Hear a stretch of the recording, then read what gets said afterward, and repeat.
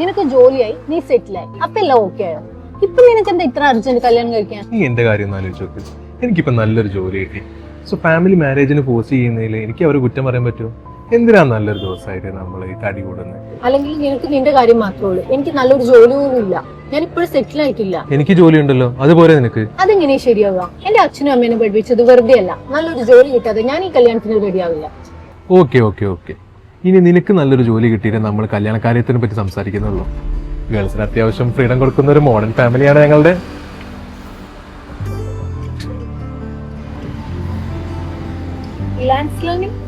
അവിടെയല്ലേ നീ പഠിച്ചേ? അതേലോ, ഞാൻ പഠിച്ചത് ഇലാൻസിലാണ്. അവിടെ ആകുമ്പോൾ അക്കാഡമിക് സപ്പോർട്ടും ഉണ്ട്, പ്രാക്ടീസ് ബേസ്ഡ് ലേണിംഗും ഉണ്ട്. അവിടെ CMA പഠിച്ചോണ്ടാണല്ലോ എനിക്ക് ജോലി കിട്ടി. എല്ലാം കൊണ്ട് അടിപൊളിയാണല്ലേ ഇലാൻസ്. എന്തായാലും നീ പഠിച്ച് പാസ്സായ സ്ഥിതിക്ക് ഞാൻ എന്തായാലും പാസ്സാവും.